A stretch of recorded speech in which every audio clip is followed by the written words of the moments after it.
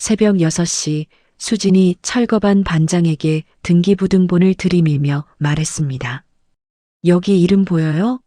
이수진. 내 집이에요. 부서요. 쾅, 현관문이 박살났습니다. 10년 동안 피땀 흘려 산 내 아파트에서 남편이 상간녀와 신혼살림을 차리고 있었습니다. 안방 문마저 쇠지렛대로 부수고 들어간 그 순간 수진의 카메라가 침대 위 두 사람의 얼굴을 정확히 잡았습니다.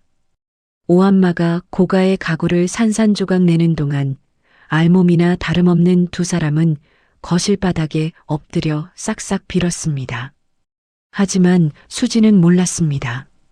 쫓겨나면서도 남편이 몰래 챙겨간 것이 있었다는 사실을. 그리고 그것 하나가 수진의 모든 것을 무너뜨리게 됩니다. 오늘의 사연 시작합니다. 좋아요와 구독을 눌러주시면 오늘 하루 행운과 복이 가득하도록 기원해 드릴게요. 새벽 6시 아파트 복도에 형광등 불빛만 희미하게 깔려 있습니다. 수진이 엘리베이터 앞에서 검은 점퍼 차림의 건장한 남자 4명과 나란히 서서 현관문을 바라보고 있습니다. 철거반 반장이 쇠지렛대를 어깨에 걸치고 수진에게 고개를 돌렸습니다. 사장님, 이거 남의 집인데 문짝부터 진짜 다 부숴버려도 됩니까? 나중에 경찰 부르고 난리 날 텐데요. 수진이 핸드백에서 등기부등본 한 장을 꺼내 반장의 가슴팍에 탁 갖다 붙였습니다. 반장님, 여기 서류에 적힌 이름 똑똑히 보세요. 이수진, 이거 내 집이에요. 내가 피땀 흘려번 돈으로 산 내 아파트라고요. 안에 있는 미친년 놈들 다치든 말든 상관없으니까 싹 다 박살을 내버리세요. 쳐요. 반장이 등기부등본을 한번 훑어보더니 부하들에게 턱짓을 했습니다. 체격 좋은 인부 2명이 현관문 양쪽에 자리를 잡고 한 명이 오한마를 높이 치켜들었습니다. 자, 다들 들었지? 사장님 집이란다. 하나, 둘 쳐라. 반장의 구령이 떨어지자마자 오한마가 현관문 한복판을 내리쳤습니다. 쾅 하는 굉음과 함께 철제 도어록이 찌그러지며 문짝이 안쪽으로 꺾여 들어갔습니다. 두 번째 타격에 경첩이 뜯겨나가고 현관문이 복도 바닥에 쓰러지듯 넘어졌습니다. 수진이 먼지를 손등으로 훔치며 현관 안으로 한 발짝 들어섰습니다. 거실에는 수진이 한 번도 본 적 없는 하얀 가죽 소파가 놓여 있고 벽에는 대형 텔레비전이 걸려 있습니다. 식탁 위에 와인잔 2개가 나란히 엎어져 있고 빨간 와인 자국이 흰 식탁보 위로 번져 있습니다. 수진이 와인잔 하나를 집어들었다가 바닥에 내던졌습니다. 유리가 산산조각 나는 소리에 안방 쪽에서 부스럭거리는 기척이 들렸습니다. 수진이 안방 문 앞에 섰습니다. 문고리를 돌렸지만 잠겨 있습니다. 수진이 뒤를 돌아보며 반장에게 손짓했습니다. 이 안방 문짝도 당장 부숴요. 저 더러운 것들 숨통을 끊어버리게 단번에 찍어버려요. 반장이 쇠지렛대를 문틈에 쑤셔 넣고 체중을 실어 비틀었습니다. 나무 문짝이 우두둑 소리를 내며 갈라지더니 인부 한 명이 발로 걷어차자 문이 통째로 안쪽으로 쓰러졌습니다.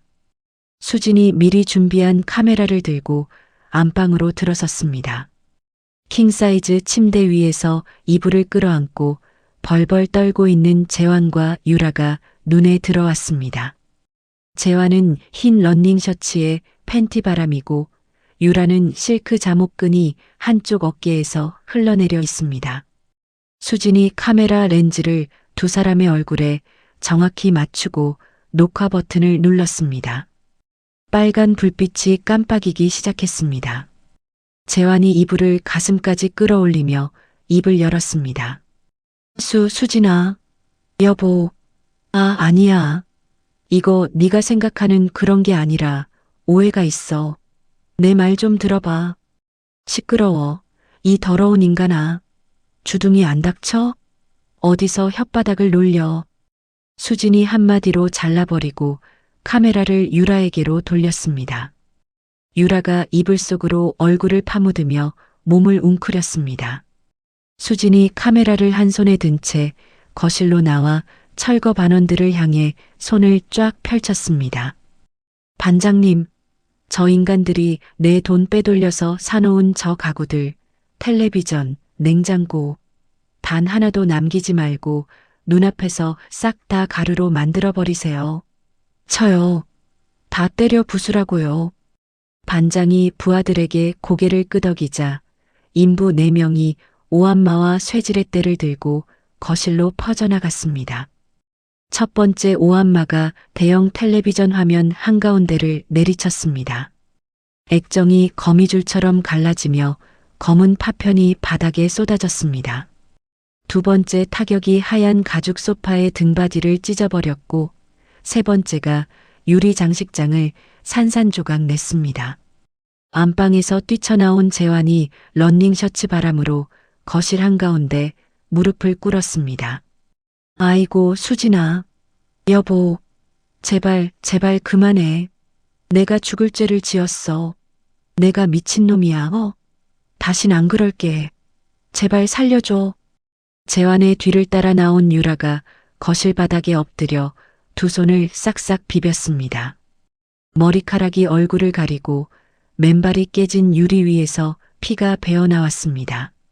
수진이 카메라를 낮춰 바닥에 엎드린 두 사람을 위해서 아래로 찍었습니다. 철거반은 멈추지 않았습니다. 오한마가 주방의 대형 냉장고 문짝을 찌그러뜨렸고 식기세척기가 옆으로 넘어가며 수도관이 터져 물이 솟구쳤습니다. 재환이 무릎으로 기어와 수진의 바짓단을 움켜잡았습니다. 수진아, 나 한 번만, 딱 한 번만 용서해줘. 내가 귀신에 씌어서 그랬어. 저 여자가 꼬셔서 내가 잠깐 돌았나 봐. 여보, 제발. 수진이 바짓단을 탁 뿌리치며 한 발짝 뒤로 물러섰습니다. 수진의 눈이 재환의 이마 위를 스치고 지나갔습니다. 입술 한쪽이 실룩거렸지만 수진은 아무 말도 하지 않고 카메라 각도만 바꿨습니다. 그때 복도 쪽에서 무전기 소리와 함께 경찰 2명이 부서진 현관문을 넘어 들어왔습니다. 이웃이 신고한 것입니다. 선임 경찰관이 거실의 참상을 둘러보며 수진에게 다가왔습니다. 아침부터 다 때려 부순다고 이웃집에서 신고가 들어와서 출동했습니다. 도대체 이게 무슨 난립니까? 당장 멈추세요. 수진이 핸드백에서 서류 봉투를 꺼내 경찰관에게 건넸습니다. 등기부등본, 아파트 매매 계약서, 그리고 재환과 유라의 불륜 증거 사진 수십 장이 들어 있습니다. 경찰관님, 여기 서류 보세요. 이 집 제 명의로 된 제 아파트예요. 그런데 제 남편이란 작자가 제가 뼈 빠지게 벌어 산 이 집에 상간녀를 끌어들여서 2집 살림을 차렸다고요. 여기 불륜 증거 사진 싹 다 있습니다. 남의 집이 아니라 제 집 물건 제가 부수는 겁니다. 경찰관이 서류를 넘겨보다가 불륜 증거 사진에서 손을 멈췄습니다. 후임 경찰관과 눈을 마주치더니 한숨을 내쉬었습니다. 아이고 사진 보니까 참 기가 막히네요. 하지만 부부 사이의 일은 민사사건이라 저희 경찰이 나서서 어떻게 해드릴 수가 없습니다. 집주인이시니 두 분이서 잘 해결하십시오. 저희는 철수하겠습니다. 경찰 2명이 현장을 빠져나가자 수진이 재환과 유라를 향해 현관 쪽을 가리켰습니다. 경찰도 갔으니까 이제 당장 내 집에서 꺼져. 이 더러운 년놈들아. 재환이 바닥에서 일어나며 고개를 저었습니다. 수진아. 밖에는 사람들이 다 보고 있는데 우리더러 이 팬티 차림으로 어떻게 나가라고 그래. 바지라도 겉옷이라도 좀 입고 나가게 해줘. 응? 옷?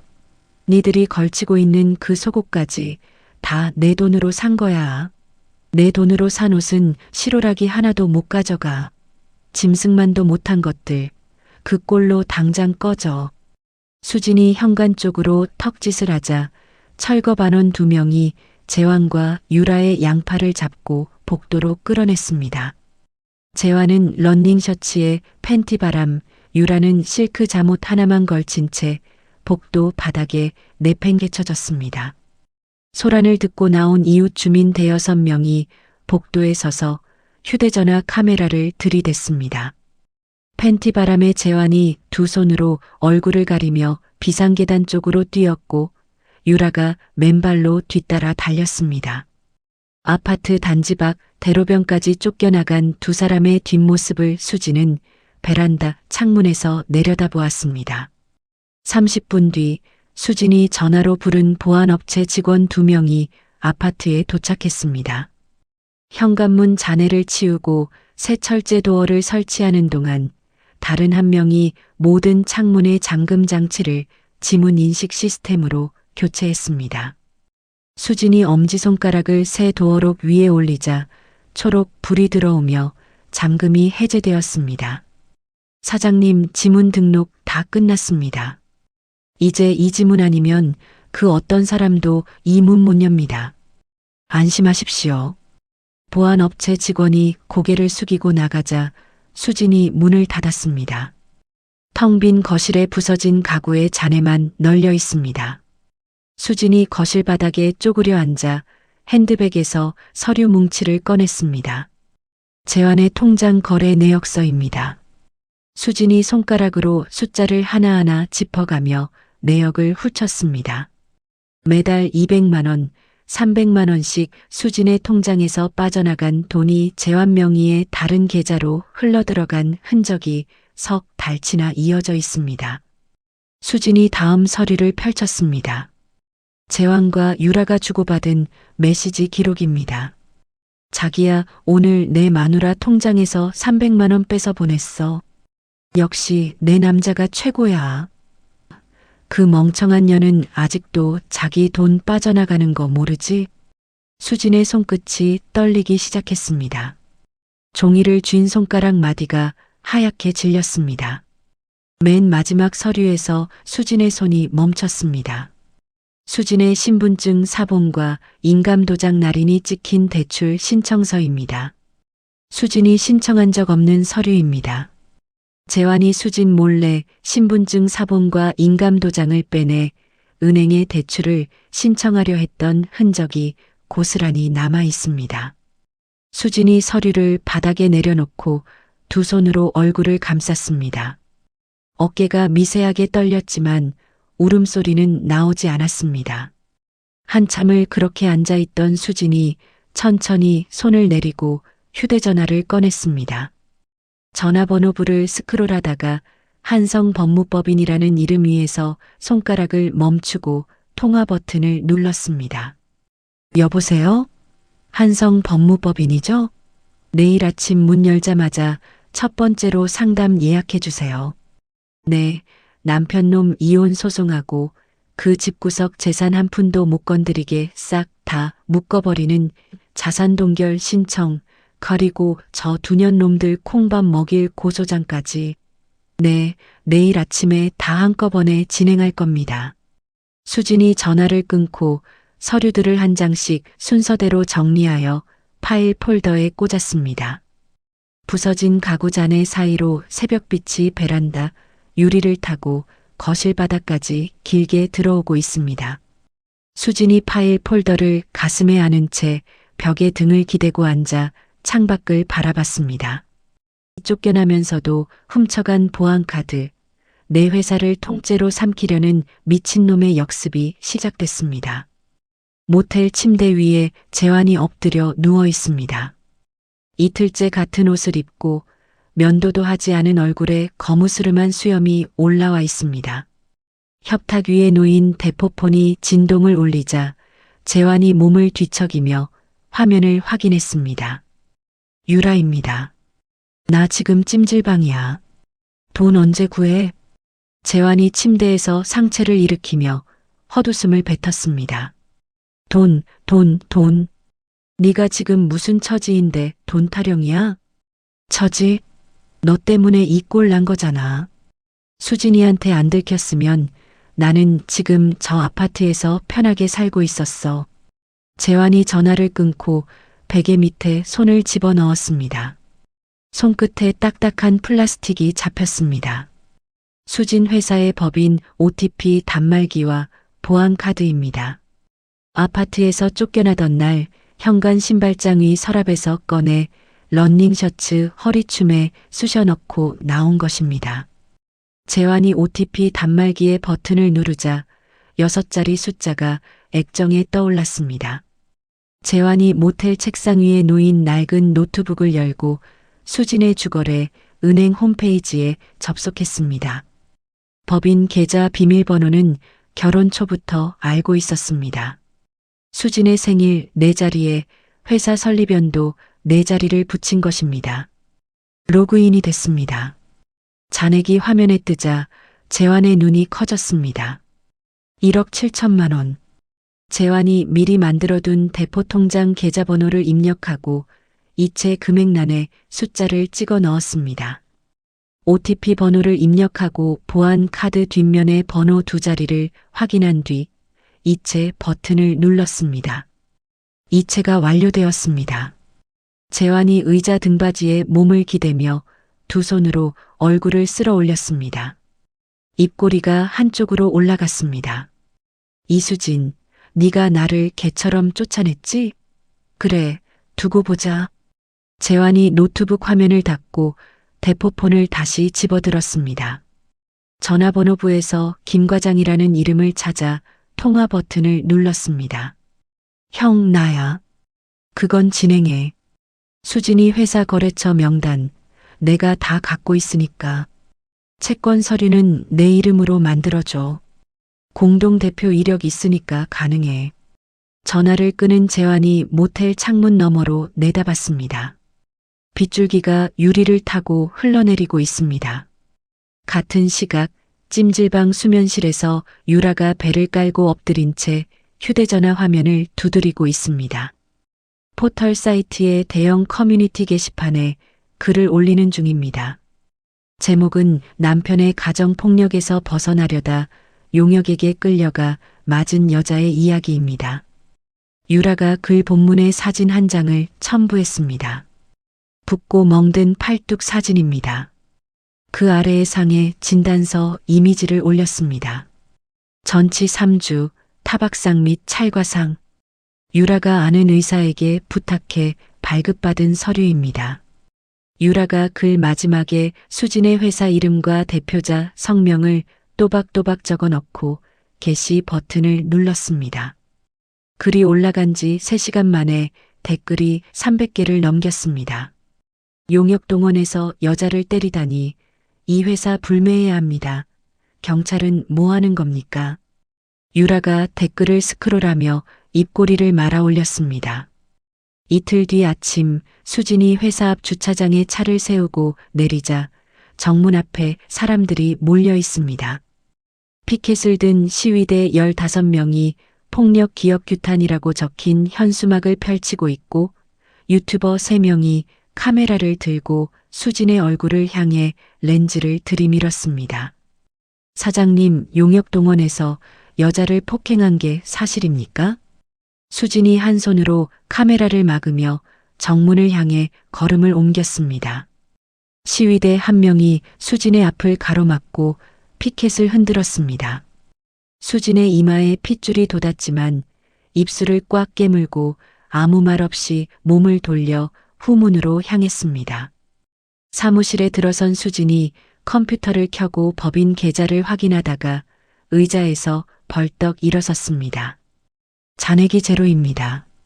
수진이 은행 고객센터에 전화를 걸어 거래 내역을 요청했습니다. 이틀 전 새벽 법인 OTP를 통해 전액이 모르는 계좌로 빠져나갔다는 답변이 돌아왔습니다. 수진의 손에서 휴대전화가 미끄러져 책상 위에 떨어졌습니다. 그날 오후 수진의 주요 거래처 3곳에서 동시에 전화가 왔습니다. 수진이 회사 자금을 빼돌려 도주할 것이라는 소문이 돌고 있다는 내용입니다. 재환이 과거 공동대표 이력을 이용해 만들어낸 허위 채권 서류가 거래처마다 팩스로 도착해 있었습니다. 수진이 공장장에게 전화를 걸었습니다. 공장 가동 멈춰요. 원료비 결제할 돈이 없어요. 직원들한테는 내가 직접 말할 테니까. 수진이 전화를 끊고 책상 서랍에서 명함 한 장을 꺼냈습니다. 이정우 변호사라고 적혀 있습니다. 수진이 번호를 누르고 통화 버튼을 눌렀습니다. 변호사님, 명예훼손이랑 금융범죄로 고소장 접수하려고요. 네, 전 남편입니다. 증거는 제가 다 정리해 놓겠습니다.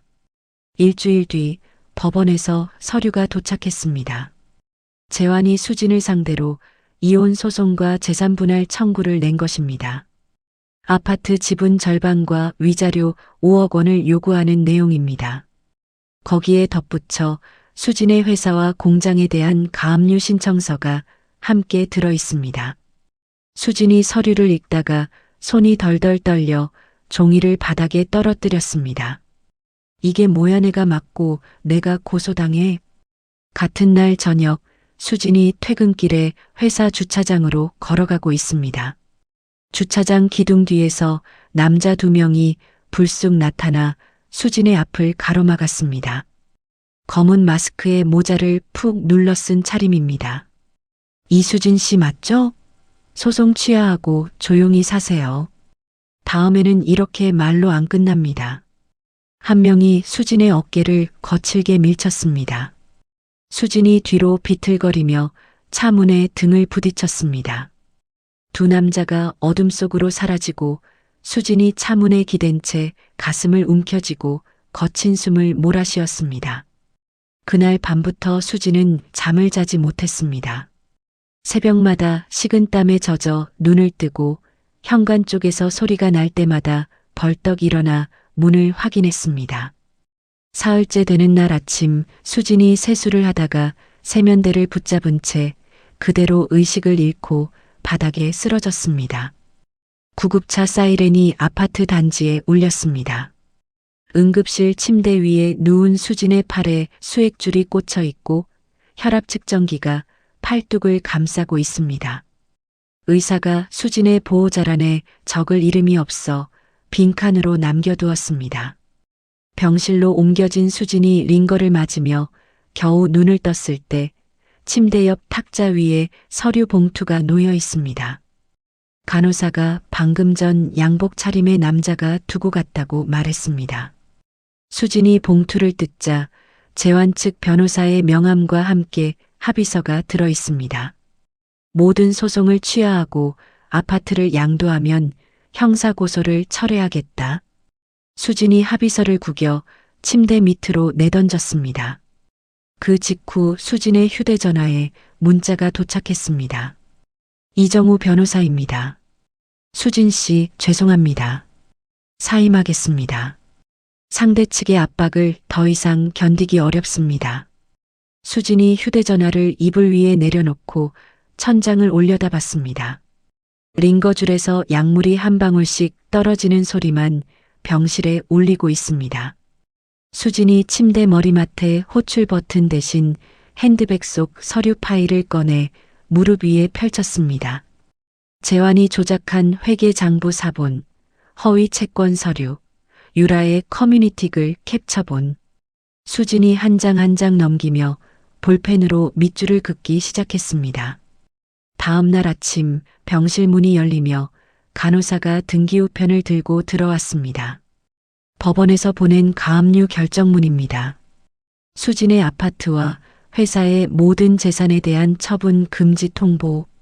수진이 결정문을 읽어 내려가다가 마지막 줄에서 손을 멈췄습니다.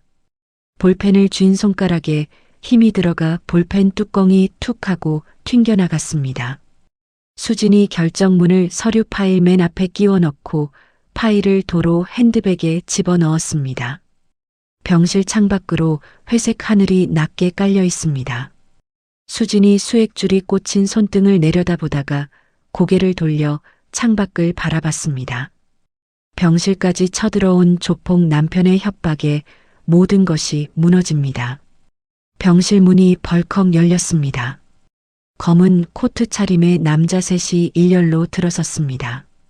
맨 앞에 선 남자는 키가 크고 어깨가 넓으며 회색 머리카락을 빈틈없이 뒤로 넘기고 있습니다. 최태석입니다. 태석의 양옆에 선수와 두 명이 병실 문을 닫고 복도 쪽을 살폈습니다. 수진이 침대에서 상체를 일으키며 이불을 가슴까지 끌어올렸습니다. 누구세요? 여긴 병실인데 함부로 들어오시면 안 돼요. 태석이 병실 가운데 놓인 보호자 의자를 끌어다 수진의 침대 바로 옆에 놓고 천천히 앉았습니다. 코트 주머니에서 사진 한 장을 꺼내 수진의 무릎 위에 툭 던졌습니다. 유라의 얼굴 사진입니다. 이 여자가 내 마누라야. 수진의 눈이 사진 위에서 멈췄습니다. 태석이 다리를 꼬고 앉아 수진의 얼굴을 뚫어지게 내려다봤습니다. 내 마누라를 용역 불러서 끌어내고 때리고 알몸으로 길바닥에 내팽개쳤다며? 거기다 그게 누구 시킨 짓이냐면. 태석이 허리를 앞으로 숙이며 목소리를 낮췄습니다. 내 구역을 노리는 놈들이 나를 엿먹이려고 너랑 내 남편을 앞세웠다고 하더라고. 수진이 이불을 움켜쥔 손에 힘을 주며 고개를 저었습니다. 무슨 소리예요? 그런 적 없어요. 유라가, 아니 그 여자가 제 남편이랑 바람을 피운 거예요. 조직이니 뭐니 저는 아는 것도 없고 관련도 없어요. 태석이 코웃음을 치며 자리에서 일어났습니다. 수진의 침대 난간을 한 손으로 움켜잡자 금속 난간이 찌그덕 소리를 냈습니다. 관련 없다고? 내 마누라 얼굴에 멍이 들었는데 그게 관련 없는 거야? 태석이 고개를 돌려 수아 한 명에게 턱짓을 했습니다. 수아가 다가와 수진의 침대 옆 탁자 위에 놓인 서류 파일을 집어들고 훑어봤습니다. 사장님, 이 여자 소송 서류네요. 한유라 이름이 고소장에 올라가 있습니다.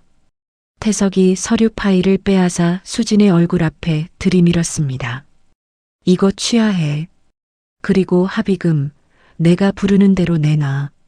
수진이 서류 파일을 되찾으려 손을 뻗었지만 태석이 파일을 뒤로 빼며 수아에게 건넸습니다. 수진의 손이 허공을 긁었습니다. 그건 제 소송 자료예요. 돌려주세요. 태석이 대답 대신 코트 안주머니에서 접힌 종이 한 장을 꺼내 수진의 무릎 위에 펼쳤습니다. 각서입니다. 유라에 대한 모든 고소를 취하하고 합의금 3억 원을 지급한다는 내용이 빼곡히 적혀 있고 맨 아래에 수진의 이름과 지장 찍을 칸이 비어 있습니다. 여기 도장 찍어. 수진이 각서를 밀어내며 침대 반대편으로 몸을 돌렸습니다. 미쳤어요? 제가 왜 이런데 도장을 찍어요? 나가세요. 태석이 수아에게 눈짓을 보냈습니다. 수아 한 명이 수진의 왼쪽 손목을 붙잡고 침대 위로 끌어당겼습니다. 수액줄이 팽팽하게 당겨지며 수진의 손등에 꽂힌 바늘이 흔들렸습니다. 수진이 이를 악물고 손목을 비틀었지만 수아의 소나기에서 빠져나오지 못했습니다. 다른 수아가 수진의 오른손을 잡아 엄지손가락을 각서의 빈칸 위로 가져갔습니다. 수진이 온몸에 힘을 주며 주먹을 꽉 쥐었습니다. 나요. 사람 살려. 수진이 소리를 지르자 태석이 손을 들어 수아들을 멈춰 세웠습니다. 태석이 수진의 침대 머리맡으로 다가와 얼굴을 가까이 들이밀었습니다. 한 번만 더 소리 질러봐. 그때는 이 병원에서 걸어나가지 못할 수도 있어. 수진의 입술이 바들바들 떨렸습니다. 태석이 몸을 일으키며 코트 단추를 잠갔습니다. 3일 줄게. 3일 안에 도장 안 찍으면 내 회사부터 밟는다. 태석이 수아들을 이끌고 병실 문을 나서자 복도에서 구두 소리가 멀어졌습니다. 수진이 침대 난간을 두 손으로 붙잡은 채 거친 숨을 몰아쉬었습니다. 손바닥에 손톱 자국이 반달 모양으로 패여 있습니다. 수진이 떨리는 손으로 침대 밑에 손을 넣어 미리 붙여두었던 소형 녹음기를 더듬었습니다. 손끝에 네모난 기기가 잡혔습니다. 수진이 녹음기를 꺼내 재생 버튼을 눌렀지만 액정에 아무것도 뜨지 않습니다. 뒤집어 보니 건전지 덮개가 열려 있고 안이 비어 있습니다. 수아가 서류 파일을 뒤지던 그 틈에 다른 한 명이 침대 밑을 확인한 것입니다. 수진이 녹음기를 이불 위에 내려놓고 이마를 두 손으로 감쌌습니다. 사흘 뒤 수진이 퇴원 서류에 서명을 하고 병원 정문을 나섰습니다. 택시를 타고 회사에 도착한 수진이 사무실 문을 열자 불이 꺼져 있습니다. 형광등 스위치를 올리자 텅 빈 사무실이 드러났습니다. 책상 위에 사직서 봉투가 하나, 둘, 7개 나란히 놓여 있습니다. 컴퓨터 모니터는 꺼져 있고 정수기 물통은 바닥까지 비어 있습니다. 수진이 사직서를 한 장씩 열어봤습니다. 사유란에 모두 일신상의 사정이라고만 적혀 있습니다. 수진이 마지막 사직서를 내려놓으며 빈 사무실을 둘러봤습니다. 공장장에게 전화를 걸었습니다. 신호가 가다가 끊겼습니다. 영업부장에게 걸었습니다. 전원이 꺼진 전화라는 안내 음성만 흘러나왔습니다. 수진이 사무실 바닥에 주저앉았습니다. 휴대전화 화면에 알림이 떴습니다. 법원발 문자입니다. 피고인 이수진에 대한 특수강금 및 폭행 교사 혐의로 고소가 접수되었습니다. 경찰 출석 요구서를 송달하오니 지정 일시에 출석하여 주시기 바랍니다. 수진이 문자를 읽고 또 읽었습니다. 화면 위로 손가락이 미끄러지듯 흘러내렸습니다. 수진이 휴대전화 연락처를 하나하나 눌러봤습니다. 대학 동기 민정, 신호만 가고 받지 않습니다. 거래처 사장 김 대표, 전화번호가 차단되어 있습니다. 오빠 같던 선배 형진, 통화 중 신호가 계속됩니다. 수진이 휴대전화를 책상 위에 엎어놓고 자리에서 일어섰습니다. 사무실 구석에 걸려있던 우산을 집어들고 건물 밖으로 나왔습니다. 하늘에서 굵은 빗방울이 떨어지기 시작했습니다. 경찰서까지 2정거장. 수진이 버스 대신 걸었습니다. 우산을 쓰지 않은 채 비를 맞으며 인도를 따라 걸었습니다. 블라우스가 등에 달라붙고 구두 안에 물이 찼습니다. 경찰서 정문이 보였습니다. 수진이 화강암 계단을 한 칸씩 올라갔습니다. 세 번째 칸에서 수진의 무릎이 꺾였습니다. 우산이 손에서 빠져 계단 아래로 굴러떨어지고 수진의 몸이 앞으로 고꾸라졌습니다. 뺨이 젖은 계단 바닥에 부딪혔습니다.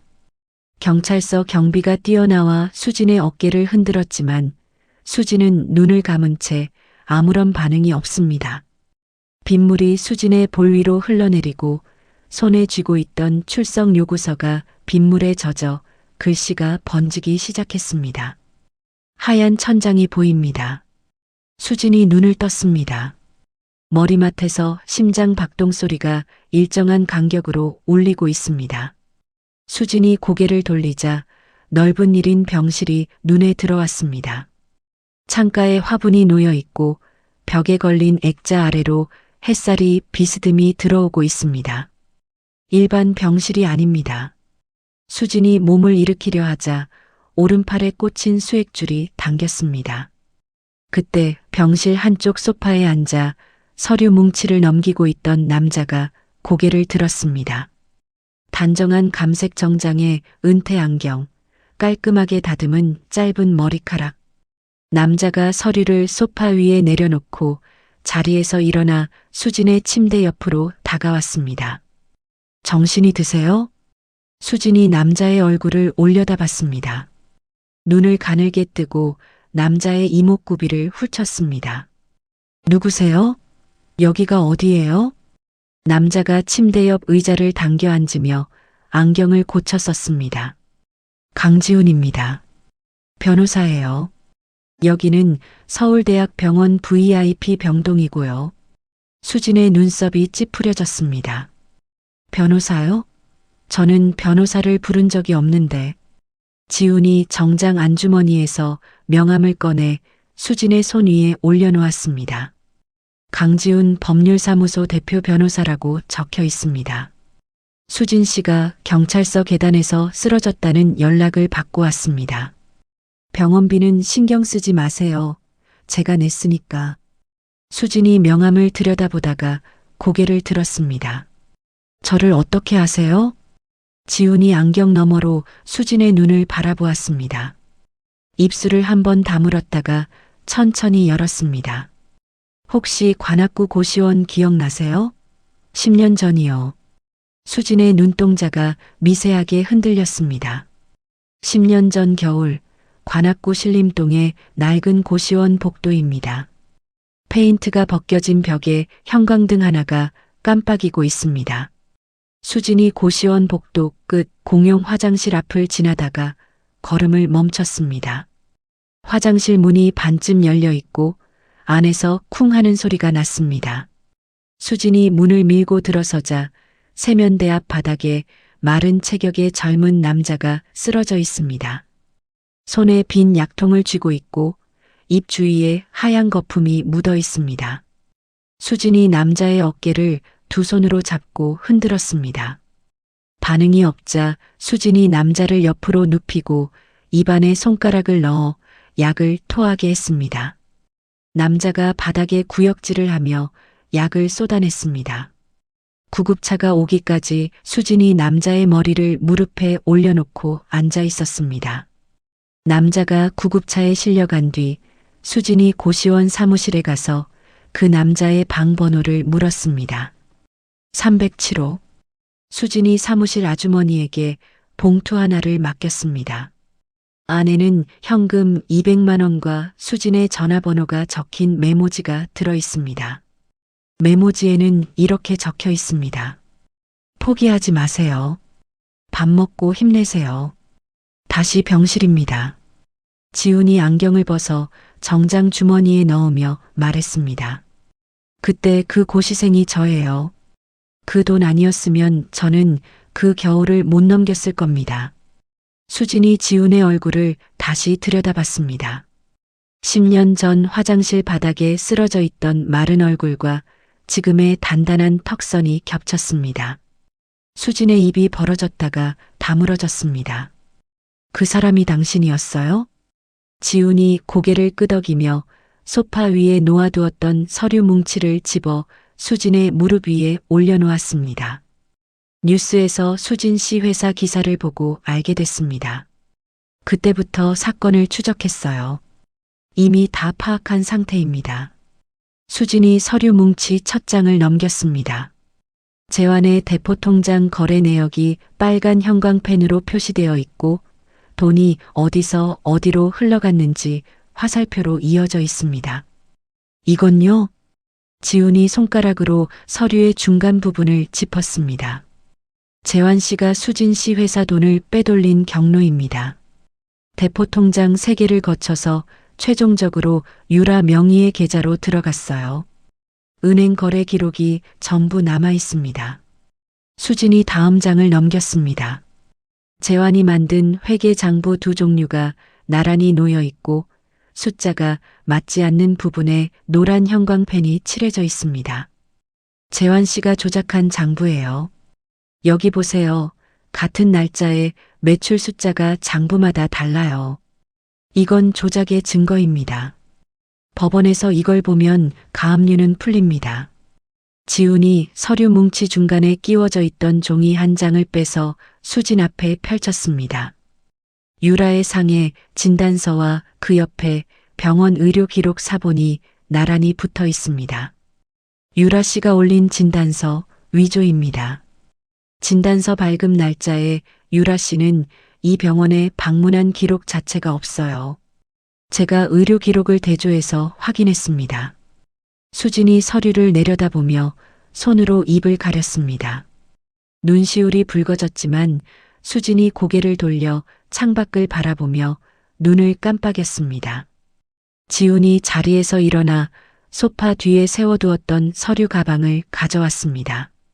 가방에서 갈색 봉투를 꺼내 수진의 무릎 위에 올렸습니다. 이건 더 중요한 겁니다. 수진이 봉투를 열자 사진 여러 장과 서류 묶음이 쏟아졌습니다. 사진 속에는 유라의 이름이 적힌 회사 등기부등본이 찍혀 있습니다. 회사가 한 곳이 아니라 네 곳입니다. 모두 페이퍼 컴퍼니, 실체가 없는 유령 회사입니다. 유라가 태석 씨 몰래 유령 회사를 4개나 세워서 태석 씨의 비자금을 해외 계좌로 빼돌리고 있었습니다. 금액이 상당해요. 수진이 사진을 한 장씩 넘기다가 손을 멈췄습니다. 이걸 어떻게 구한 거예요? 지훈이 서류 가방을 소파 위에 내려놓으며 말했습니다. 제 탐정팀이 있습니다. 유라 씨를 추적하는 과정에서 나온 거예요. 여기서 끝이 아닙니다. 지훈이 가방에서 USB 하나를 꺼내 수진에게 건넸습니다. 여기에 재환 씨와 유라 씨가 최근까지 만나는 영상이 담겨 있습니다. 모텔 출입 장면이랑 차 안에서 나눈 통화 녹음도요. 둘이 태석 씨 재산까지 먹으려고 작당하는 내용이 고스란히 녹음돼 있어요. 수진이 USB를 손바닥 위에 올려놓고 내려다봤습니다. 작은 기기 하나에 재환과 유라의 목줄을 잴 증거가 들어 있습니다. 강 변호사님, 왜 여기까지 해주시는 거예요? 그때 제가 한 건 봉투 하나 맡긴 것 뿐이었는데. 지훈이 창가로 걸어가 화분잎을 한번 쓸어 넘기고 수진을 돌아봤습니다. 봉투 하나가 사람 하나를 살렸으니까요. 이제 제가 갚을 차례입니다. 수진 씨, 이 사건 제가 맡겠습니다. 끝까지. 수진이 서류 뭉치를 두 손으로 가지런히 정리하며 고개를 끄덕였습니다. 이틀 뒤 오전 10시 경찰서 조사실입니다.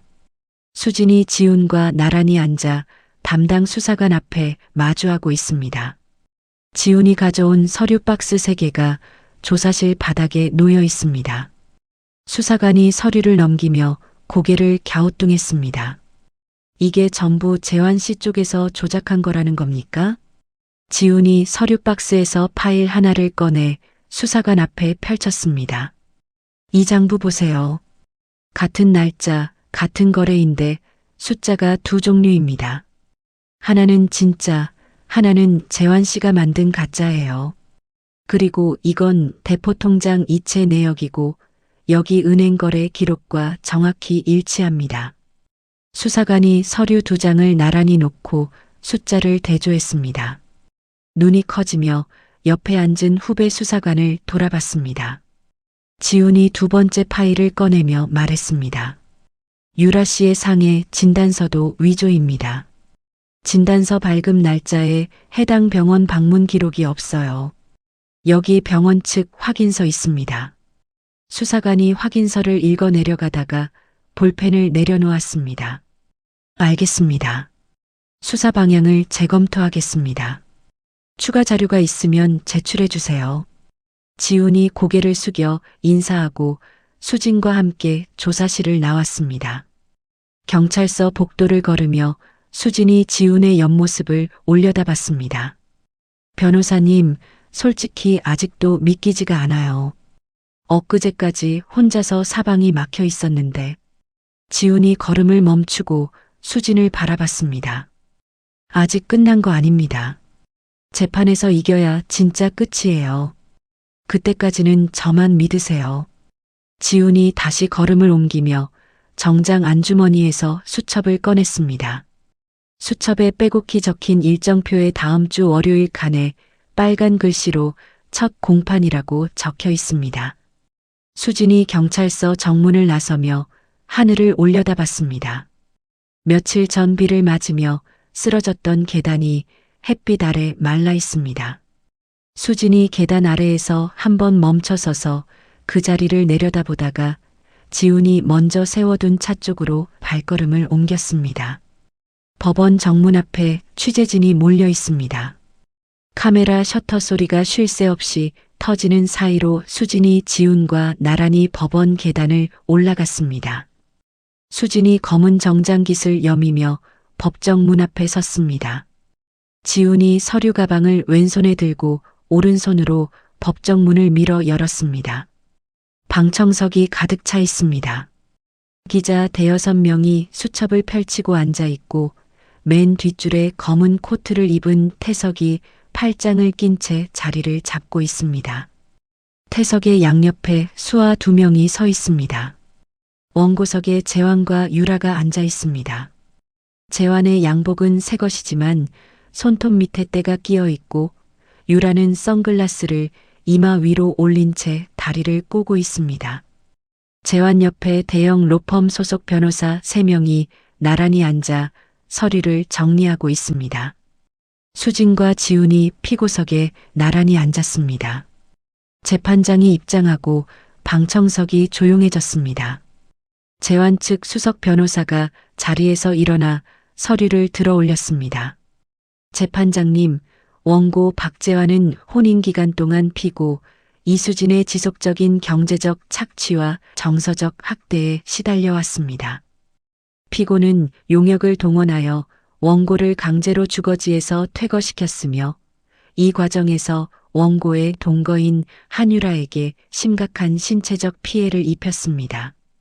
지훈이 가만히 앉아 상대 변호사의 발언을 끝까지 들었습니다. 볼펜을 손가락 사이에 끼우고 천천히 돌리고 있습니다. 재환 측 변호사가 유라의 상해 진단서 사본을 재판부에 제출하며 말했습니다. 증거로 제출하는 진단서에 따르면 한유라는 전치 3주의 상해를 입었으며 이는 피고가 고용한 철거반에 의한 것입니다. 재판장이 지훈에게 시선을 돌렸습니다. 피고 측 변호인 반박하시겠습니까? 지훈이 자리에서 일어나며 서류 가방에서 파일 하나를 꺼냈습니다. 재판장님, 원고 측이 제출한 상해 진단서는 위조된 문서입니다. 방청석이 웅성거렸습니다. 재환 측 변호사의 볼펜이 멈췄습니다. 지훈이 파일을 펼쳐 재판부에 건넸습니다. 이 진단서의 발급 날짜에 한유라는 해당 병원에 방문한 기록 자체가 없습니다. 병원 측에서 직접 확인한 회신 문서를 증거로 제출합니다. 재판장이 서류를 받아 읽는 동안 유라의 다리가 멈추고 자세가 굳어졌습니다. 지훈이 서류 가방에서 두 번째 파일을 꺼냈습니다. 다음은 원고 박재환의 금융범죄 증거입니다. 지훈이 법정 서기에게 USB를 건넸습니다. 서기가 USB를 꽂자 법정 정면의 대형 스크린에 은행 CCTV 화면이 떠올랐습니다. 화면 속에서 모자를 눌러 쓴 남자가 ATM 기기 앞에 서 있습니다. 남자가 모자를 벗는 순간 재환의 얼굴이 선명하게 잡혔습니다. 재환의 손에 수진 회사의 법인 OTP 단말기가 들려 있습니다. 원고 박재환은 피고의 회사법인 OTP를 훔쳐 1억 7천만 원을 대포통장 3개를 거쳐 한유라 명의의 계좌로 이체했습니다. 은행 거래 기록과 CCTV 영상이 정확히 일치합니다. 재환의 얼굴에서 핏기가 빠졌습니다. 재환이 옆에 앉은 변호사의 소매를 잡아당겼지만 변호사는 스크린만 바라보며 미간을 찌푸리고 있습니다. 지훈이 세 번째 파일을 꺼내 들었습니다. 마지막으로 재판부에 제출할 증거가 있습니다. 지훈이 서기에게 두 번째 USB를 건넸습니다. 스크린 화면이 바뀌었습니다. 어두운 모텔 주차장 CCTV 영상입니다. 재환과 유라가 나란히 차에서 내리는 모습이 선명하게 찍혀 있습니다. 날짜가 화면 오른쪽 하단에 표시되어 있습니다. 불과 일주일 전입니다. 이어서 스크린에서 음성 파일이 재생되기 시작했습니다. 차량 블랙박스에 녹음된 유라의 목소리입니다. 태석이 그 멍청한 놈은 아직도 몰라. 내가 회사 4개를 굴리는 것도 돈을 빼는 것도 그냥 자기 마누라가 예쁘게 웃어주면 좋아서 껑충껑충 뛰는 바보야. 재환의 웃음소리가 섞여 나왔습니다. 그래도 조심해. 태석이 그 양반이 눈치채면 우리 둘 다 끝이야. 유라의 목소리가 다시 이어졌습니다. 눈치채기는 그 머리로 뭘 눈치채. 수진이 돈 다 뽑아내고 태석이 돈까지 빼면 우리 둘이 해외로 튀는 거야. 끝. 법정이 조용해졌습니다. 재판장이 안경 너머로 원고석을 내려다봤습니다. 방청석 맨 뒷줄에서 의자가 삐걱거리는 소리가 났습니다. 태석이 팔짱을 풀고 상체를 앞으로 숙였습니다. 태석의 관자놀이에 핏줄이 돋아올랐습니다. 주먹을 쥔 손등이 하얗게 변했습니다. 태석이 자리에서 벌떡 일어나 수아의 귀에 입을 가져다 대고 무언가를 말했습니다. 수아가 고개를 끄덕이더니 곧장 법정 밖으로 나갔습니다. 태석이 코트 주머니에 양손을 쑤셔 넣고 법정 뒷문을 향해 걸어갔습니다. 문을 밀고 나가기 직전 태석이 한번 멈춰서서 원고석에 앉아 있는 유라의 뒤통수를 내려다봤습니다. 유라는 고개를 숙인 채 태석이 나가는 것을 모르고 있습니다. 태석이 고개를 돌리고 법정을 빠져나갔습니다. 재환 측 수석 변호사가 자리에서 일어나 재판장에게 허리를 숙였습니다. 재판장님, 원고 측 변호인단은 본 사건에서 사임하겠습니다. 재환이 변호사의 팔을 붙잡았습니다. 지금 뭐 하는 거야? 나가면 안 돼. 변호사가 재환의 손을 뿌리치며 서류를 가방에 쓸어 넣었습니다. 3명의 변호사가 차례로 원고석을 떠나 법정 밖으로 사라졌습니다. 재환이 빈 의자들을 둘러보다가 재판장을 올려다봤습니다. 입술이 바들바들 떨리고 있습니다. 유라가 선글라스를 내려 눈을 가리고 고개를 푹 숙였습니다. 재판장이 재환에게 물었습니다. 원고, 변호인 없이 진행하시겠습니까? 재환이 의자에서 일어나다가 다리에 힘이 풀려 다시 주저앉았습니다. 재환이 두 손을 재판장 앞에 모으며 고개를 숙였습니다. 인정합니다. 다 제가 한 짓입니다. 위자료 청구 취하하겠습니다. 제발 선처해 주십시오. 재판장이 서류를 넘기며 판결을 내렸습니다. 피고 이수진의 재산에 대한 가압류를 전면 해제하고 원고 박재환은 위자료로 2억 원을 피고에게 지급하라는 내용입니다. 재판장의 의사봉이 탁 하고 울렸습니다. 수진이 두 눈을 감고 천장을 올려다봤습니다. 눈꺼풀 사이로 물기가 번졌지만 수진이 손등으로 빠르게 닦아냈습니다. 지훈이 서류를 정리하며 수진에게 고개를 끄덕여 보였습니다. 법정 밖 복도입니다. 유라가 법정 문을 밀고 나오자마자 걸음을 멈췄습니다. 태석이 수아 4명과 함께 복도 한가운데 서 있습니다. 태석이 유라에게 한 걸음 다가갔습니다. 유라가 뒷걸음질을 쳤습니다. 여보, 아까 그 녹음은 전부 조작이야. 내가 그런 말을 한 적이 없어. 믿어줘. 태석이 아무 말 없이 수아에게 턱짓을 했습니다. 수아 2명이 유라의 양팔을 잡고 다른 1명이 유라의 목에 걸린 진주 목걸이를 잡아 끊었습니다. 목걸이 알갱이들이 복도 바닥에 또르르 굴러갔습니다. 이어서 유라의 손목에서 시계를 벗기고 손가락에서 반지를 하나씩 빼냈습니다. 여보, 이러지 마. 제발. 유라가 발버둥을 쳤지만 수아들의 손에서 벗어나지 못했습니다.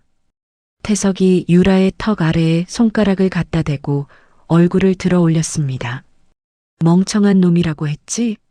그래, 멍청해서 내 꼴을 이제야 봤다. 태석이 손을 떼자 수아들이 유라의 팔을 놓았습니다. 유라가 복도 바닥에 무릎부터 꿇으며 쓰러졌습니다. 태석이 돌아서며 코트 깃을 세우고 복도 끝으로 걸어갔습니다. 수아들이 뒤를 따랐습니다. 유라가 바닥에 흩어진 진주 알갱이들 사이에 주저앉은 채 멍하니 태석의 등을 바라봤습니다. 법원 정문 밖 계단입니다. 재환이 법원 문을 밀고 나오다가 계단 아래에 서 있는 태석의 수아 2명과 눈이 마주쳤습니다. 재환이 몸을 돌려 반대편으로 뛰기 시작했습니다. 구두 뒤축이 계단에 걸려 비틀거리면서도 멈추지 않고 법원 담장 모퉁이를 돌아 골목으로 사라졌습니다. 해가 저문 거리입니다. 재환이 골목 어귀의 편의점 앞 벤치에 걸터 앉아 있습니다. 양복 주머니를 뒤졌지만 지갑이 없습니다. 호주머니에서 나온 것은 구겨진 1,000원짜리 한 장뿐입니다. 같은 시각 경찰서 유치장 철문이 닫히는 소리가 울렸습니다. 유라가 수갑이 채워진 손목을 내려다보며 유치장 안시멘트 벤치에 앉았습니다. 지훈이 넘긴 유라의 비자금 횡령 증거를 토대로 영장이 발부된 것입니다. 다음 날 아침 수진이 회사 정문 앞에 섰습니다. 정문에 붙어 있던 가압류 딱지를 수진이 직접 뜯어냈습니다. 종이가 찢어지는 소리와 함께 접착제 자국이 유리문 위에 남았습니다. 수진이 유리문을 닫고 사무실 불을 켰습니다. 지훈이 준비한 해명 기사가 주요 언론사에 동시에 배포되었습니다. 이수진 대표, 전 남편 재환과 상간녀 유라의 조작극의 피해, 법원 전면 승소. 기사가 나간 지 2시간 만에 거래처 3곳에서 전화가 왔습니다. 거래를 재개하겠다는 연락입니다. 한 달 뒤 수진의 새 비건 뷰티 브랜드가 대형 홈쇼핑의 첫 방송을 탔습니다. 방송 시작 15분 만에 준비한 물량 5,000세트가 완판되었습니다. 수진이 홈쇼핑 스튜디오 뒤편 대기실에서 판매 현황 모니터를 바라보다가 두 손으로 입을 가렸습니다. 지훈이 대기실 문을 열고 들어와 종이컵에 담긴 커피를 수진에게 내밀었습니다. 축하합니다. 이제 시작이에요. 수진이 커피를 받아 한 모금 마시며 모니터를 다시 바라봤습니다. 화면 속 숫자가 계속 올라가고 있습니다. 그 주 일요일 수진과 지훈이 한강공원 벤치에 나란히 앉아 있습니다. 수진이 벤치 옆에 놓인 종이 봉투에서 샌드위치를 꺼내 지훈에게 하나 건넸습니다. 지훈이 셀로판 포장을 뜯으며 강물을 바라봤습니다. 수진이 샌드위치를 한 입 베어 물고 씹으며 강 건너편을 바라봤습니다. 바람이 수진의 머리카락을 쓸어 넘겼습니다. 수진이 샌드위치를 든 채 지훈에게 고개를 돌렸습니다. 변호사님, 다음 주에 새 제품 기획회의 있는데 같이 와요. 지훈이 샌드위치를 입에서 떼며 고개를 끄덕였습니다. 두 사람 사이로 늦은 오후 햇살이 비스듬히 내려앉고 있습니다. 수진이 사무실 책상에서 수출 계약서를 검토하고 있습니다.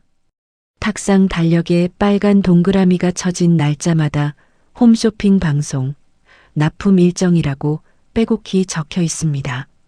수진이 계약서에 서명을 마치고 뚜껑을 닫으려는 순간 사무실 문이 벌컥 열리며 영업팀장이 뛰어들어왔습니다. 얼굴이 하얗게 질려 있고 손에 든 태블릿 화면이 떨리고 있습니다. 사장님, 큰일 났습니다. 뉴스 보세요. 영업팀장이 태블릿을 수진의 책상 위에 내려놓았습니다. 화면에 주요 뉴스 속보가 떠 있습니다. 이수진 대표의 비건 뷰티 브랜드 주력 제품에서 피부 괴사를 유발하는 독성 화학 물질 검출. 뉴스 아래로 동일한 내용의 기사가 줄줄이 이어져 있습니다. 한두 곳이 아니라 주요 언론사 7곳에서 동시에 보도한 것입니다. 수진이 태블릿 화면을 스크롤하다가 손가락을 멈췄습니다. 기사 본문에 자신의 얼굴 사진과 회사 로고가 나란히 박혀 있습니다. 이게 무슨 소리야? 우리 제품에서 독성 물질이 나왔다고? 영업팀장이 고개를 저으며 태블릿 화면을 한 번 더 넘겼습니다. 그것만이 아닙니다. 유튜브 쪽도 터졌어요. 화면에 뷰티 유튜버들의 영상 목록이 뜨고 있습니다. 구독자 수십만의 유튜버들이 일제히 올린 고발 영상입니다. 썸네일마다 붉게 부어오른 피부 사진이 박혀 있고 제목에 수진의 브랜드 이름이 선명하게 적혀 있습니다. 이 제품 바르고 얼굴이 망가졌습니다. 피부가 녹아내리는 화장품의 정체, 절대 사지 마세요. 영상 조회수가 이미 수십만을 넘기고 있습니다. 수진이 의자에서 벌떡 일어나 사무실 밖으로 나갔습니다. 복도에서 직원 셋이 휴대전화를 들여다보며 웅성거리고 있다가 수진과 눈이 마주치자 고개를 숙였습니다. 수진이 고객 상담실 문을 열었습니다.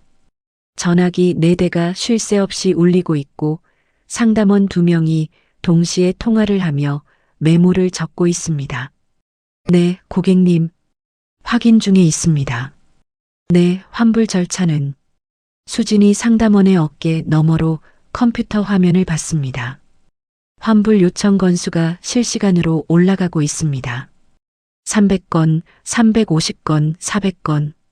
수진이 사무실로 돌아와 지훈에게 전화를 걸었습니다. 변호사님, 뉴스 보셨어요? 봤습니다. 지금 가고 있어요. 아무데도 연락하지 말고 기다리세요. 수진이 전화를 끊고 창밖을 내다봤습니다.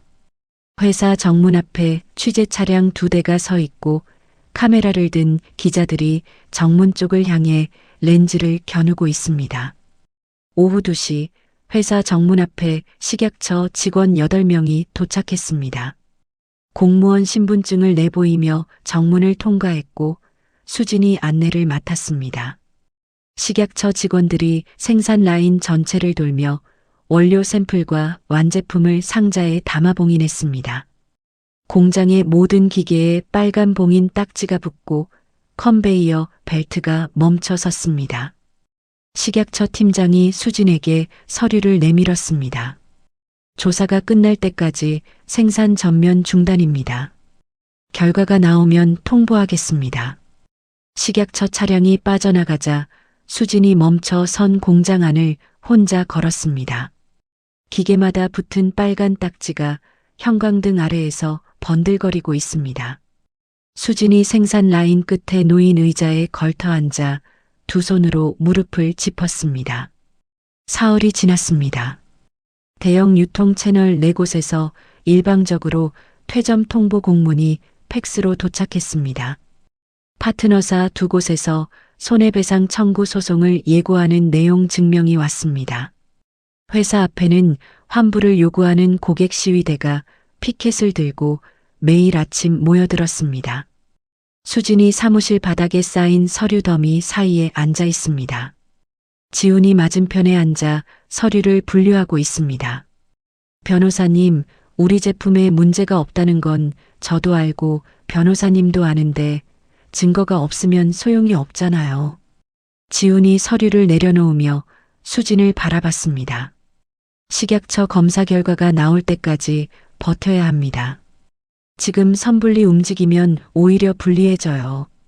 수진이 고개를 끄덕이며 책상 위 휴대전화를 집어들었습니다. 화면에 알림이 쌓여 있습니다. 거래처 해지 통보, 언론사 취재 요청, 고객 항해 문자. 수진이 알림을 하나하나 넘기다가 맨 아래에서 손을 멈췄습니다. 모르는 번호에서 온 문자 한 통입니다. 사장님 제품에 약을 탄 사람을 알고 있습니다. 증거도 있습니다. 경찰에 알리면 증거를 없앱니다. 오늘 밤 11시 공장 뒤편 구형 창고로 혼자 오세요. 수진이 문자를 읽고 또 읽었습니다. 휴대전화를 쥔 손이 미세하게 떨렸습니다. 수진이 지훈에게 문자를 보여줬습니다. 지훈이 화면을 읽더니 고개를 저었습니다. 안 됩니다. 함정일 수 있어요. 경찰에 신고하고 같이 가야 합니다. 수진이 입술을 깨물며 휴대전화를 내려다봤습니다. 경찰에 알리면 증거를 없앤다고 했잖아요. 지금 이 상황에서 증거가 날아가면 회사는 끝이에요. 직원들도 다 길거리에 나앉아요. 지훈이 수진의 팔을 잡았습니다. 수진 씨, 제발 혼자 가지 마세요. 수진이 지훈의 손을 천천히 떼어내며 자리에서 일어났습니다. 변호사님, 이 회사는 내가 10년 동안 피땀 흘려 만든 거예요. 증거를 잡을 수 있는 기회가 이것뿐이면 나는 가야 해요. 지훈이 입을 열려다 다물었습니다.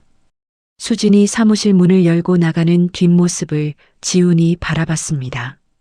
밤 11시 공장 외곽입니다.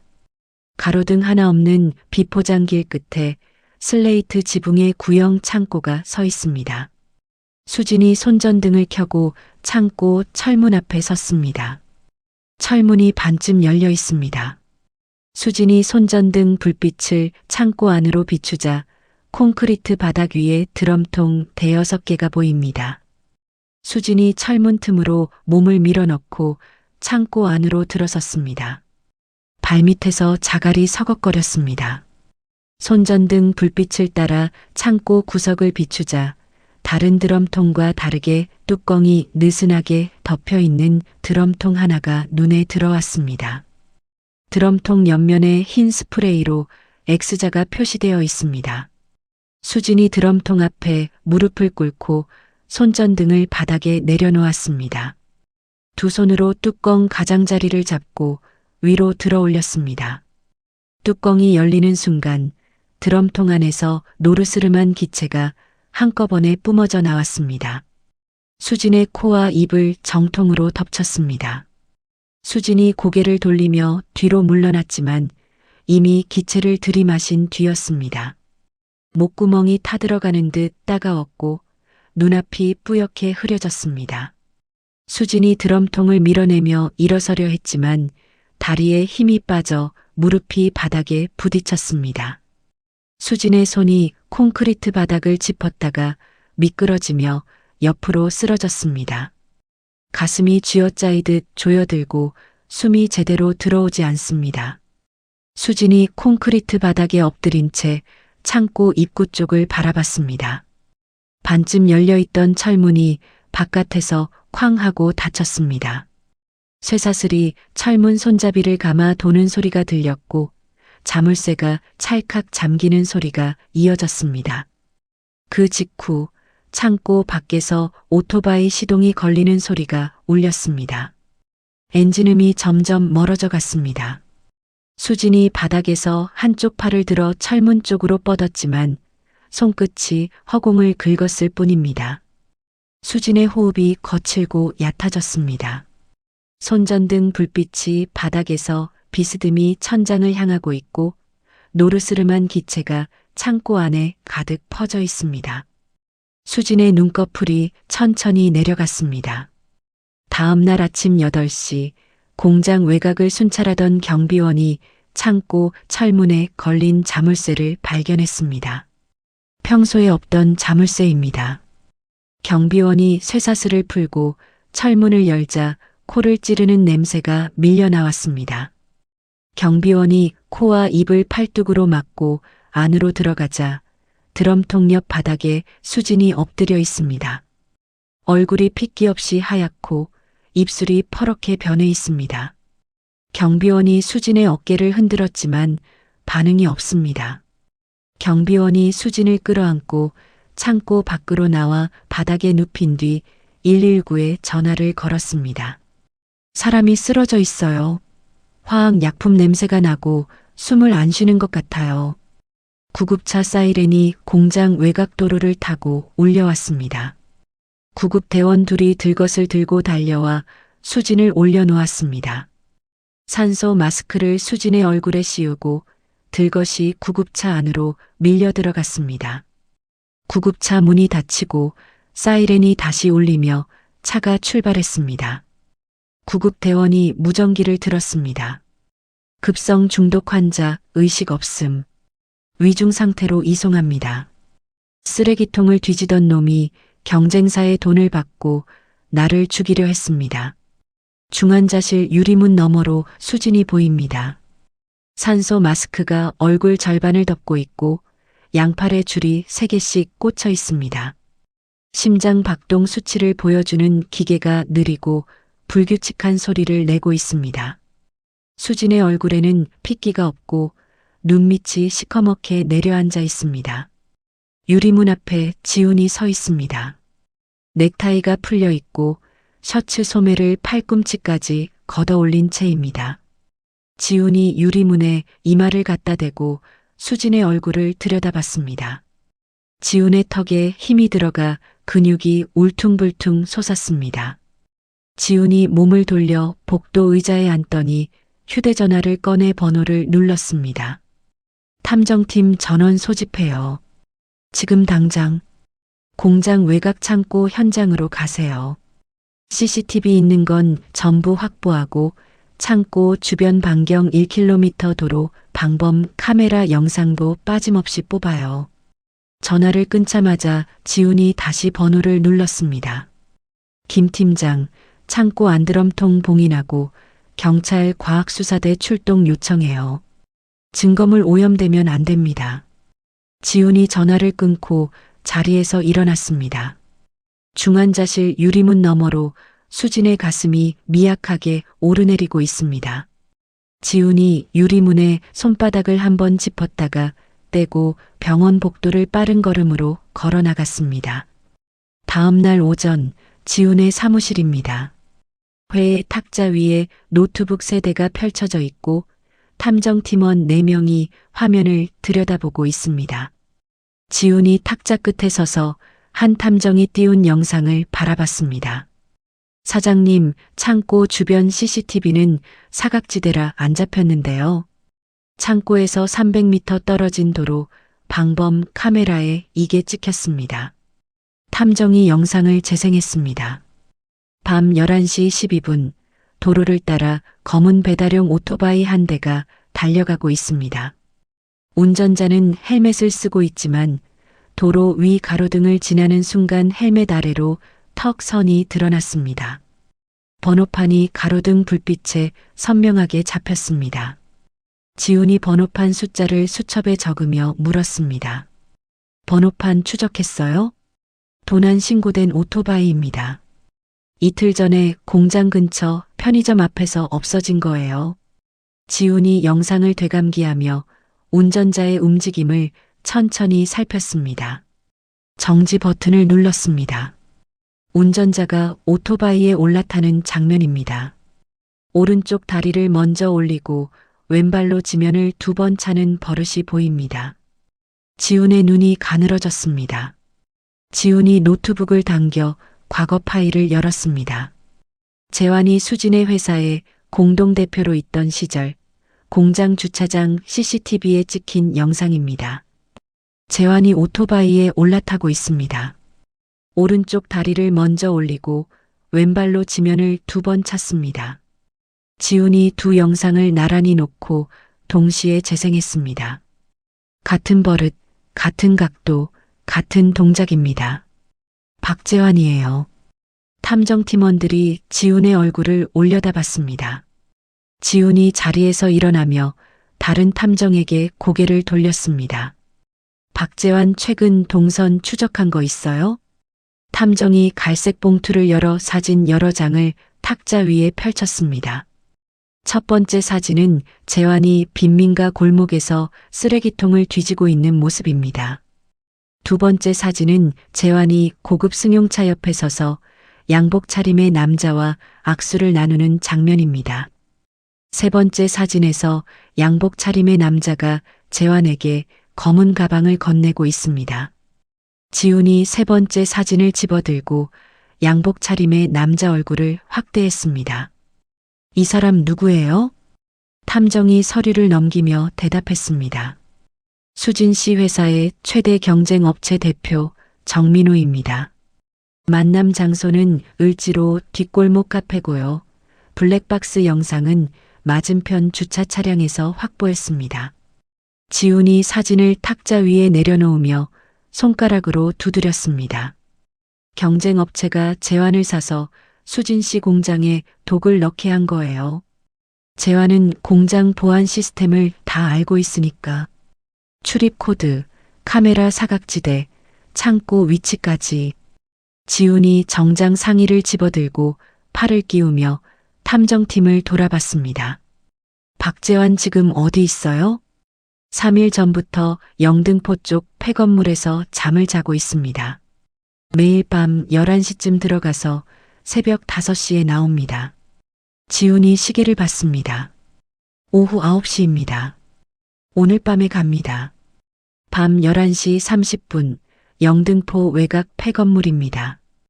외벽 페인트가 벗겨진 4층짜리 건물의 1층 창문에서 희미한 불빛이 새어나오고 있습니다. 지훈이 탐정 3명과 함께 건물 뒤편 비상구 앞에 섰습니다. 지훈이 손짓으로 2명을 건물 정문 쪽으로 보내고 1명과 함께 비상구 문을 밀었습니다. 녹슨 문이 끼익 소리를 내며 열렸습니다. 어두운 복도 끝에서 촛불 하나가 깜빡이고 있습니다. 지훈이 발소리를 죽이며 복도를 따라 걸었습니다. 복도 끝 방문이 열려 있고 안에서 재환이 골판지를 깔고 누워 있습니다. 재환의 옆에 검은 가방이 놓여 있고 가방 지퍼가 반쯤 열려 있습니다. 가방 안에서 화학약품통의 모서리가 비쳐 보입니다. 지훈이 방 안으로 한 걸음 들어섰습니다. 바닥에 유리 조각이 지훈의 구두 밑에서 바스락 소리를 냈습니다. 재환이 눈을 뜨고 벌떡 일어났습니다. 지훈의 얼굴을 보자마자 재환이 가방을 움켜쥐고 반대편 창문을 향해 뛰었습니다. 정문 쪽에서 진입한 탐정 2명이 창문 앞을 막아섰습니다. 재환이 몸을 돌렸지만 지훈 옆에 탐정이 재환의 팔을 잡아 바닥에 눌렀습니다. 재환의 뺨이 콘크리트 바닥에 부딪혔고 가방이 손에서 빠져나와 바닥에 굴렀습니다.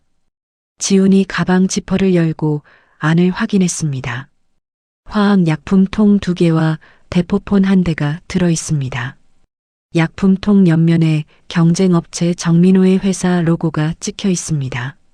지훈이 대포폰 화면을 켜자 문자 수신함에 지시 내역이 줄줄이 남아 있습니다. 3번 창고 구석 드럼통에 넣어라. 반드시 혼자 오게 만들어. 일 끝나면 오토바이 버리고 연락해. 지훈이 대포폰을 비닐봉투에 넣으며 재환을 내려다봤습니다. 재환이 바닥에 엎드린 채 고개를 돌려 지훈을 올려다봤습니다. 재환의 눈자위가 움푹 꺼져 있고 입술이 갈라져 있습니다. 지훈이 휴대전화로 경찰에 신고했습니다. 영등포 폐건물의 살인 미수 용의자를 확보했습니다. 증거물도 함께 있습니다. 20분 뒤 경찰 3명이 도착하여 재환에게 수갑을 채웠습니다. 재환이 경찰차 뒷좌석에 실리며 고개를 떨구었습니다. 이틀 뒤 서울 시내 대형 호텔 기자회견장입니다. 카메라 플래시가 터지는 단상 위에 지훈이 서 있습니다. 지훈 뒤편 대형 스크린에 식약처 마크가 찍힌 공식 문서가 떠 있습니다. 이수진 대표의 비건 뷰티 브랜드 전 제품은 식약처 정밀 검사 결과 유해 물질이 검출되지 않았습니다. 문제의 독성 화학 물질은 외부에서 고의로 투입된 것이며 범인은 이수진 대표의 전 남편 박재환입니다. 지훈이 스크린을 다음 장으로 넘겼습니다. 재환과 경쟁업체 대표 정민호가 만나는 블랙박스 영상이 재생되었습니다. 박재환은 이수진 대표의 최대 경쟁업체 대표 정민호로부터 현금과 화학약품을 건네받아 공장에 독성 물질을 투입하고 이수진 대표를 독가스 창고에 가둬 살해하려 했습니다. 기자회견장이 술렁였습니다. 기자 1명이 손을 들었습니다. 그러면 유튜버들의 피해 영상도 조작된 겁니까? 지훈이 스크린을 한 번 더 넘겼습니다. 유튜버들의 계좌 거래 내역이 나열되어 있습니다. 정민호의 회사에서 유튜버 개인 계좌로 입금된 금액이 형광펜으로 표시되어 있습니다. 영상을 올린 유튜버 전원이 경쟁 업체로부터 대가를 받고 허위 영상을 제작한 것으로 확인되었습니다. 카메라 플래시가 쉴 새 없이 터졌습니다. 기자들이 일제히 노트북 자판을 두드리기 시작했습니다. 기자회견이 끝나자 포털 사이트 실시간 검색어 1위에 수진의 이름이 올라갔습니다. 댓글창마다 동정과 응원의 글이 쏟아졌습니다. 수진 대표님 힘내세요. 경쟁사 불매합니다. 제품 다시 삽니다. 온라인 쇼핑몰에 수진의 브랜드 제품 주문이 폭주하기 시작했습니다. 사흘 뒤 저녁 병원입니다. 수진이 일반 병실 침대에 기대 앉아 눈을 떴습니다. 산소 마스크가 벗겨져 있고 수액줄만 한쪽 팔에 남아 있습니다. 수진이 고개를 돌리자 침대 옆 의자에 지훈이 앉아 있습니다. 지훈의 눈 밑에 다크서클이 짙게 내려앉아 있고 정장 상의는 의자 등받이에 걸쳐져 있습니다. 셔츠 소매가 구겨진 채로 팔꿈치까지 올라가 있습니다. 수진이 지훈의 손등을 바라봤습니다. 지훈의 손이 침대 난간 위에 얹혀 있습니다. 수진이 천천히 손을 뻗어 지훈의 손등 위에 올렸습니다. 지훈이 고개를 들어 수진을 바라봤습니다. 수진의 입술이 달싹거렸습니다. 목소리가 갈라져 나왔습니다. 고마워요. 지훈이 수진의 손을 감싸쥐며 고개를 끄덕였습니다. 병실 창밖으로 저녁 노을이 번지고 있습니다. 같은 시각 경찰서 취조실입니다. 재환이 책상 앞에 앉아 있습니다. 수갑이 채워진 양손이 책상 위에 놓여 있고 고개를 푹 숙이고 있습니다. 담당 수사관이 재환 앞에 증거사진과 대포폰 문자 내역을 펼쳐 놓았습니다. 살인 미수, 산업 스파이. 전부 인정하는 겁니까? 재환이 아무 말 없이 고개를 끄덕였습니다. 수사관이 서류에 도장을 찍고 자리에서 일어났습니다. 구속영장 청구합니다. 취조실 문이 닫히고 재환이 수갑찬 손으로 얼굴을 가렸습니다. 퇴원한 지 한 달이 지났습니다. 수진이 공장 정문 앞에 서 있습니다. 정문 위에 새로 단 간판이 햇빛을 받아 반짝이고 있습니다. 간판 아래로 직원 30여 명이 두 줄로 서서 수진을 바라보고 있습니다. 수진이 마이크를 잡고 직원들 앞에 섰습니다. 오늘부터 우리 공장을 2배로 넓힙니다. 국내에서 멈추지 않고 해외 시장까지 나갈 겁니다. 직원들 사이에서 박수가 터져 나왔습니다. 수진이 마이크를 내려놓고 공장 안으로 걸어 들어갔습니다. 새로 들여온 기계 6대가 생산 라인에 나란히 놓여 있고 기술자들이 설치 작업을 하고 있습니다. 수진이 기계 한 대의 표면을 손바닥으로 쓸어보며 고개를 끄덕였습니다. 같은 날 오후 수진의 사무실입니다. 문을 두드리는 소리가 나고 지훈이 서류 봉투를 들고 들어왔습니다. 지훈이 평소에 감색 정장이 아니라 회색 정장을 입고 있고 가슴 주머니에 수진의 회사 로고가 새겨진 명찰이 꽂혀 있습니다. 수진이 명찰을 보고 눈을 가늘게 떴습니다. 그거 오늘부터예요? 지훈이 명찰을 손가락으로 톡 치며 수진의 맞은편 의자에 앉았습니다. 오늘부터 법무총괄 이사 강지훈입니다. 대형 로펌에서 연봉을 3배로 올려준다고 했는데 여기가 더 바쁠 것 같아서요. 수진이 코끝에 주름을 잡으며 입꼬리를 올렸습니다. 후회하지 마요. 일이 많을 거예요. 지훈이 서류 봉투를 책상 위에 올려놓으며 말했습니다. 경쟁업체 정민호 대표 상대로 손해배상 소송 들어갑니다. 공장 가동 중단, 영업 손실, 제품 리콜 비용, 수진 씨 치료비까지 전부 청구할 겁니다. 수진이 서류를 꺼내 첫 장을 넘겼습니다. 청구 금액이 적힌 칸에 눈이 멈췄습니다. 이만큼이나요? 적게 잡은 겁니다. 사람을 죽이려고까지 한 놈들이에요. 법원에서 제대로 값을 치르게 할 겁니다. 수진이 서류를 도로 봉투에 넣으며 고개를 끄덕였습니다. 2달 뒤 법원입니다. 재판장의 의사봉이 탁 하고 울렸습니다. 정민호가 피고석에 앉아 고개를 숙이고 있습니다. 피고 정민호는 원고 이수진에게 손해배상금 47억 원을 지급하라. 정민호의 변호사가 서류를 덮으며 한숨을 내쉬었습니다. 법정 밖으로 나온 수진이 지훈에게 고개를 돌렸습니다. 끝난 거예요? 정민호 회사는 이걸로 문 닫습니다. 배상금 낼 여력이 없으니까요. 업계에서 완전히 퇴출이에요. 수진이 법원 계단을 내려가며 깊은 숨을 한 번 내쉬었습니다. 일주일 뒤 교도소 면회실입니다. 철창 너머로 재환이 파란색 수용복을 입고 앉아 있습니다. 머리카락이 짧게 밀려 있고 광대뼈가 튀어나와 있습니다. 재환의 맞은편 유리창 너머에는 아무도 앉아 있지 않습니다. 면회 신청자가 없는 것입니다. 재환이 유리창에 비친 자기 얼굴을 멍하니 바라보다가 고개를 떨구었습니다. 같은 교도소 여자 수감동입니다.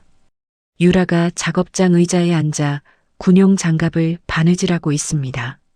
손끝에 바늘에 찔린 자국이 대여섯 개나 있고 손가락 끝이 빨갛게 부어 있습니다. 유라가 바느질을 멈추고 작업장 창문 너머 하늘을 올려다봤습니다. 창살 사이로 보이는 하늘은 손바닥만 합니다. 수진이 부동산 중개소 앞에 서 있습니다. 손에 아파트 매매 계약서를 들고 있습니다. 10년 전 피땀 흘려 마련한 그 아파트입니다. 수진이 계약서 마지막 장에 서명을 하고 도장을 찍었습니다. 중개사가 계약서를 받아들며 고개를 숙였습니다. 수진이 중개소를 나와 휴대전화로 전화를 걸었습니다. 범죄 피해 여성법률지원재단이죠? 기부금 입금 계좌 좀 알려주세요. 네, 아파트 매각 대금 전액이요. 전화를 끊은 수진이 휴대전화를 가방에 넣으며 걸음을 옮겼습니다. 2달 뒤 프랑스 파리입니다. 유럽 뷰티 박람회장 입구에 수진의 회사 부스가 자리 잡고 있습니다. 부스 위에 한글과 영문이 나란히 적힌 브랜드 간판이 걸려 있고 제품 샘플이 진열대 위에 줄지어 놓여 있습니다. 수진이 부스 앞에서 유럽 바이어 3명과 악수를 나누고 있습니다. 지훈이 수진의 옆에 서서 영문 계약서를 바이어에게 건넸습니다. 바이어가 계약서 마지막 장에 서명을 하고 수진에게 손을 내밀었습니다. 수진이 바이어의 손을 잡으며 허리를 숙여 인사했습니다. 지훈이 계약서를 서류 가방에 넣으며 수진에게 고개를 돌렸습니다. 유럽 5개국 수출 계약 완료입니다. 수진이 부스 뒤편 의자에 앉으며 두 손으로 얼굴을 쓸어 올렸습니다. 입꼬리가 천천히 올라갔습니다. 박람회 일정이 끝난 저녁입니다. 센 강변에 유람선이 정박해 있습니다. 수진과 지훈이 유람선 갑판 위에 나란히 서 있습니다. 강물 위로 파리의 야경이 반짝이고 에펠탑 조명이 강물에 길게 비치고 있습니다. 유람선이 천천히 움직이기 시작했습니다. 수진이 난간에 팔꿈치를 기대고 강 건너편 건물들을 바라보고 있습니다. 바람이 수진의 머리카락을 쓸어 넘겼습니다. 지훈이 수진의 옆에 서서 정장 안주머니에 손을 넣었습니다. 작은 상자 하나를 꺼내 손바닥 위에 올렸습니다. 검은 벨벳 상자입니다. 수진이 고개를 돌려 지훈의 손바닥을 내려다봤습니다. 지훈이 상자 뚜껑을 열자 다이아몬드 반지가 유람선 조명을 받아 빛을 쏘았습니다. 수진 씨, 나랑 같이 살자. 수진이 반지를 바라보다가 지훈의 얼굴을 올려다봤습니다. 지훈의 눈이 강물 위 조명에 젖어 반짝이고 있습니다. 수진의 눈시울이 붉어졌습니다. 입술을 한번 깨물었다가 놓으며 고개를 끄덕였습니다. 같이 살자. 지훈이 상자에서 반지를 꺼내 수진의 왼손 약지에 끼워 주었습니다. 수진이 반지가 낀 손을 들어 야경빛에 비춰봤습니다. 다이아몬드가 에펠탑 조명과 함께 반짝였습니다. 두 사람이 나란히 난간에 기대어 강물을 바라봤습니다. 유람선이 센 강을 따라 천천히 흘러가고 있습니다. 한 달 뒤 서울 근교입니다. 낮은 언덕 위에 흰 벽돌 단독주택이 한 채 서 있습니다. 마당에 잔디가 깔려 있고 잔디 위에 큰 개 한 마리가 엎드려 있습니다. 골든 리트리버입니다. 수진이 마당에 나와 장갑을 끼고 화단에 흙을 파고 있습니다. 꽃 모종을 하나씩 구멍에 넣고 흙을 덮어주고 있습니다. 골든 리트리버가 수진의 옆에 와서 코를 흙에 들이밀었습니다. 수진이 장갑 낀 손으로 개의 머리를 쓰다듬었습니다. 현관문이 열리며 지훈이 물뿌리개를 들고 나왔습니다. 넥타이 없는 셔츠에 면바지 차림입니다. 지훈이 수진이 심은 꽃 모종 위에 물을 뿌려 주었습니다. 수진이 장갑을 벗고 자리에서 일어나 하늘을 올려다봤습니다. 구름 한 점 없는 파란 하늘입니다. 수진의 왼손 약지에서 반지가 햇빛을 받아 한번 빛났습니다. 수진은 10년 동안 피땀 흘려 쌓아 올린 모든 것을 하루아침에 빼앗길 뻔했습니다. 믿었던 남편에게 배신당하고 상간녀의 거짓말에 짓밟히고 정체 모를 괴물에게 목숨까지 위협받았습니다. 변호사마저 떠나고 직원들도 모두 등을 돌린 날 수진에게 남은 건 병실 침대 하나와 서류 뭉치뿐이었습니다. 그런데도 수진은 포기하지 않았습니다. 바닥에 쓰러질 때마다 다시 일어났고 문이 닫힐 때마다 다른 문을 찾아 두드렸습니다. 그리고 결국 자기 손으로 모든 것을 되찾았습니다. 누군가는 말합니다. 운이 좋았다고, 좋은 사람을 만나서 그랬다고. 하지만 10년 전 고시원 복도에서 쓰러진 낯선 사람에게 봉투를 맡긴 것도 수진이었고, 독가스가 가득한 창고에서 기어 나올 때까지 숨을 놓지 않은 것도 수진이었습니다. 세상이 아무리 등을 돌려도 자기 자신만은 끝까지 자기 편이어야 합니다. 오늘 이 이야기가 힘든 하루를 보내고 계신 분들께 작은 위로가 되었으면 좋겠습니다. 이야기를 끝까지 들어주신 분이 계시다면 잘 들었다고 댓글 하나만 남겨주세요. 감사합니다.